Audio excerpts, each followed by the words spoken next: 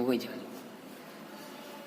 नमस्कार दोस्तों, मैं श्री दीपेंद्र चौधरी महाविद्यालय ललितपुर से डॉक्टर एस सिंह आज आप लोगों को बीए प्रथम सेमेस्टर की कक्षा में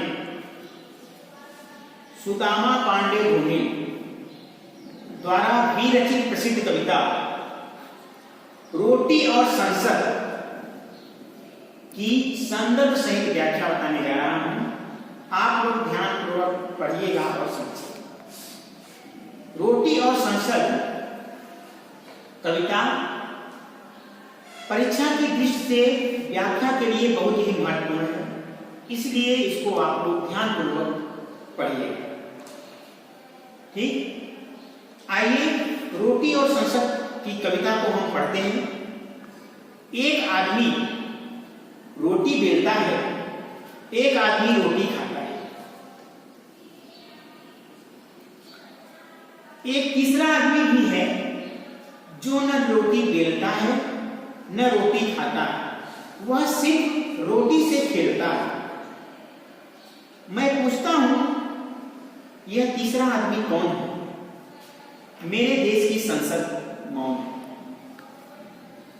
ठीक, अब इसमें कवि का भाव क्या है? इस कविता में कवि कहना क्या चाह रहा है? ठीक, आइए कविता में आए हुए शब्दों को देख लेते हैं, शब्दार्थ देख लेते हैं। एक आदमी रोटी बेलता है। रोटी बेलना मतलब बनाना, बनाता है, यानी सेकता है, पकाता है। ठीक, एक आदमी रोटी खाता है, मतलब एक आदमी रोटी खा रहा है। एक तीसरा आदमी भी है जो न रोटी बेलता है न रोटी खाता है, वह सिर्फ रोटी से खेलता है। रोटी से खेलना एक मुहावरा है, रोटी से खेलना। ठीक, मैं पूछता हूं, यह तीसरा आदमी कौन है? मेरे देश की संसद में। इस प्रश्न पे ये जो मेरे देश की भारतवर्ष की संसद है, ये भी मौन है। ठीक, अब संदर्भ देखते हैं। प्रस्तुत पद्यावतरण।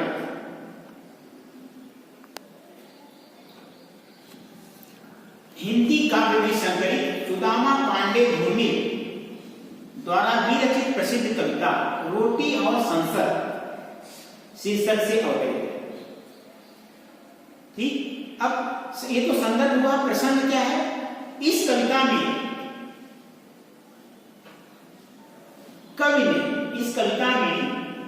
कवि ने कविता के माध्यम से राजनीति पर, आज की जो राजनीति है, रोटी पर ही राजनीति पर व्यंग किया।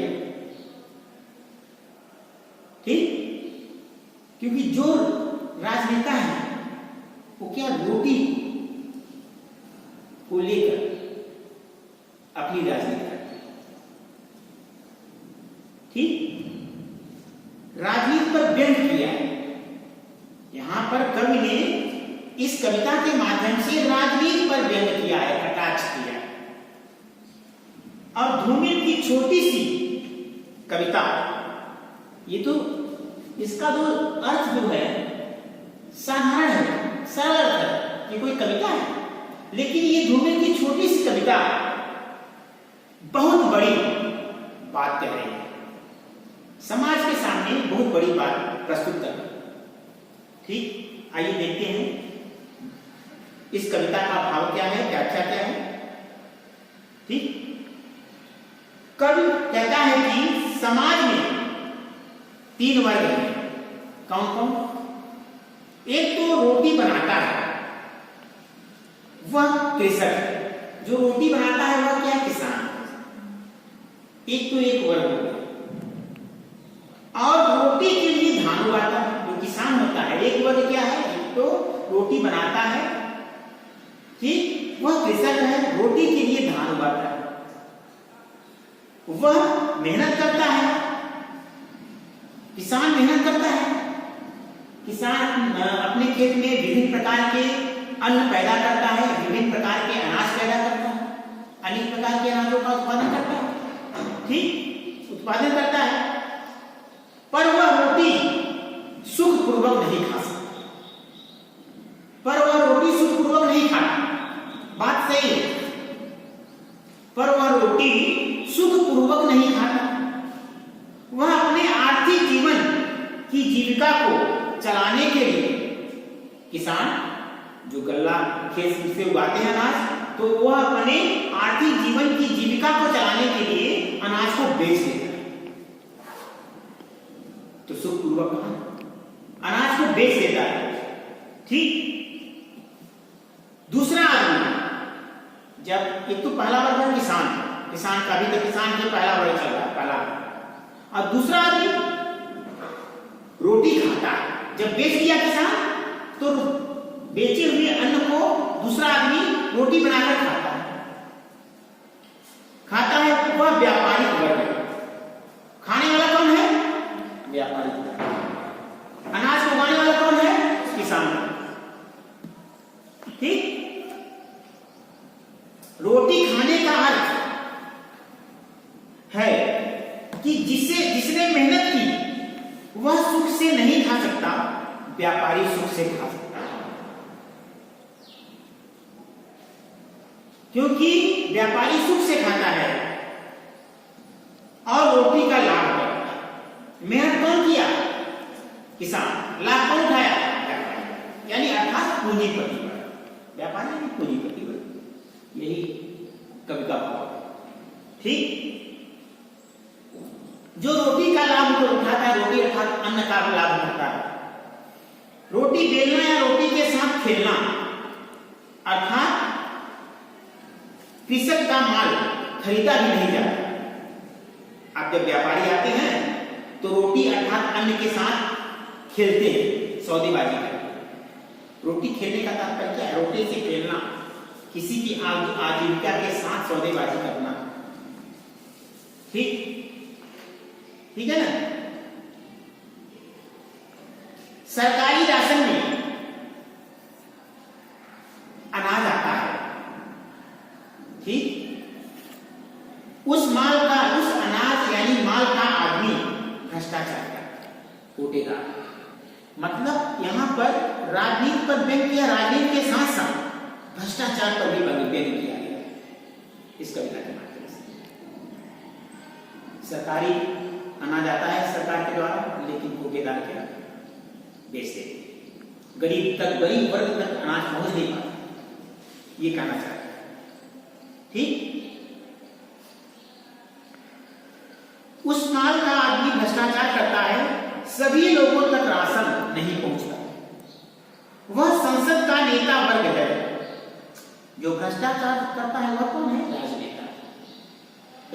वो जो वही भ्रष्टाचार करते हैं जो संसद में बैठते हैं, राजनेता। वह तीसरा आदमी कौन है? जो न रोटी से खेलता है न रोटी से, जो न रोटी खाता है न रोटी बनाता है। कौन है राजनेता? ठीक, जो न रोटी से खेलता है, वह तीसरा आदमी है जो रोटी से खेलता है, ठीक है। कह रहे हैं कि वह संसद का नेता वर्ग है।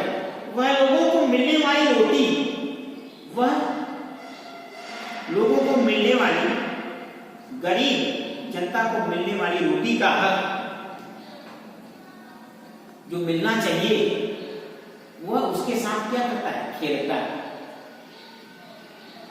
किस माध्यम से खेल खेलता है?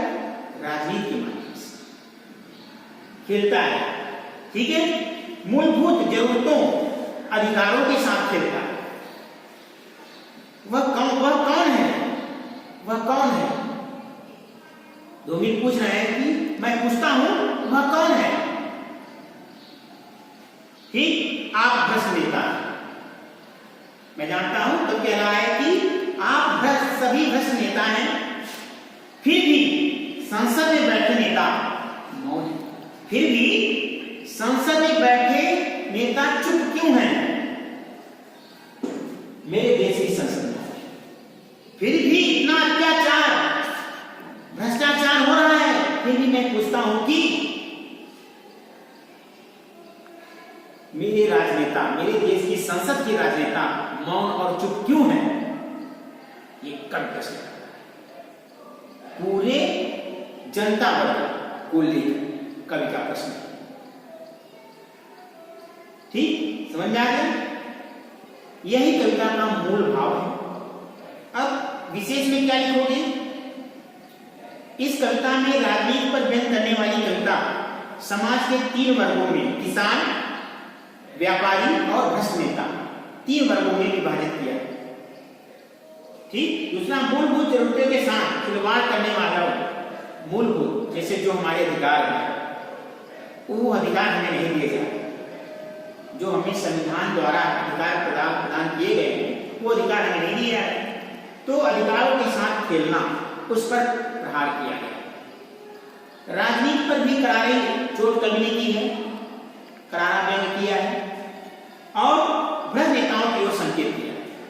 इस कविता में क्या है? भ्रष्ट नेताओं की ओर संकेत किया। ठीक, आज के लिए इतना ही।